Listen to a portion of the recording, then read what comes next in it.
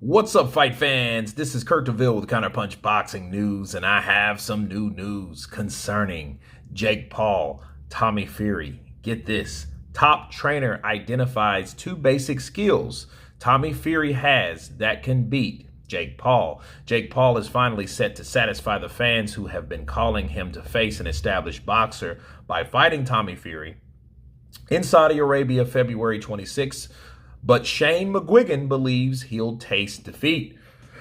The controversial American star goes in to the bout with Fury, a slight favorite after a decision victory over retired MMA star Anderson Silva. The Brit is 8-0 in his professional campaign, and this fight will mark both his first main event and first scheduled for 8 rounds. Mcguigan, who currently corners the likes of Daniel Dubois and Adam Azim, told Seconds Out that he was close to working with Fury last year when he was set to face Paul. He said, "I was called in with Tommy because his dad and his brother couldn't go to America. So when that fight was on short notice going to America, me and Tommy got on well.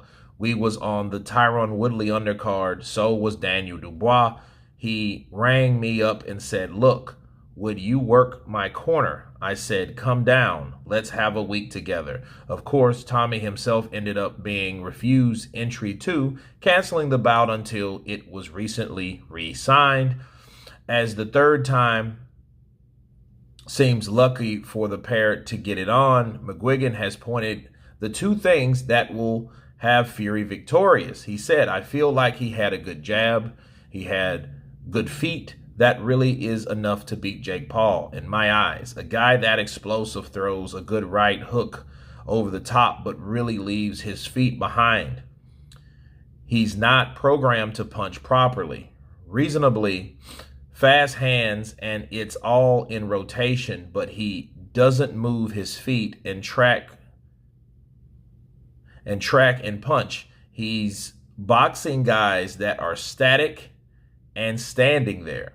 If he, Fury, sticks to the jab, gets himself moving, don't trade up with him, just busts him up with the jab for 3 or 4 rounds, then he should beat him. Understanding of boxing, you've got to say that Tommy Fury knows a lot more about boxing than Jake Paul." And let me counterpunch. That's what we supposed to understand, and that's the narrative. Tommy Fury coming from a boxing family, showing everyone around him that he is a boxer like the boxers in his family. But there is a such thing as nervous energy. And I think that Tommy Fury, if anything, will he be emotionally ready to do the things that he's shown Shane Mcguigan? That's the question. Tommy's fast, but he's also robotic as well.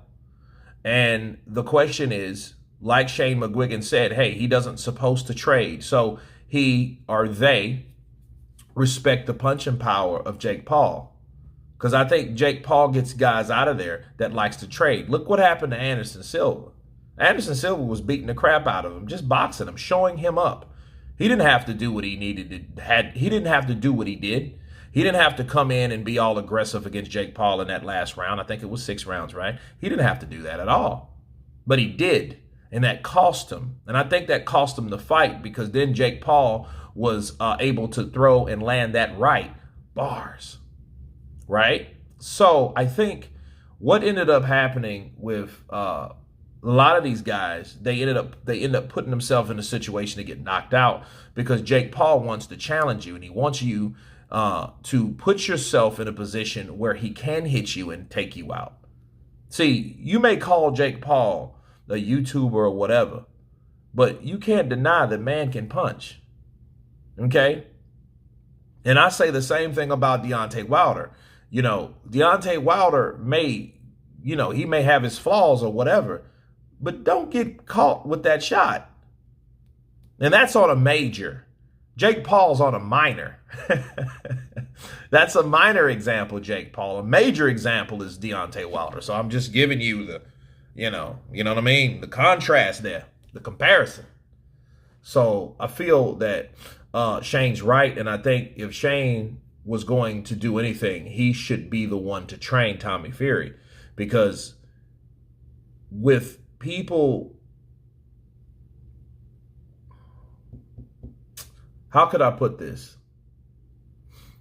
People instigating, and revving everybody up. Excuse me. And I think being too aggressive can get Tommy Fury in a situation he doesn't want to be. And I think that's what Shane does. Shane is like, hey, you know how to box more than him. He has cement feet, which he does. Jake Paul doesn't have footwork. He just knows how to blast you out, right? All he needs to do is for you to stand still so he can hit you. And it doesn't take long. Okay, there he is. Boom. There goes the man, and there goes the canvas that caught the man, right? The man once upon a time that had the plan, right? So that's what he wants. But if you work him and you frustrate him and you know how to box, you use what you know. And see, that's the difference between dealing with a real boxer versus somebody that just puts on boxing gloves, because they're not going to understand that ideology. They're not going to understand, like, let's use that jab.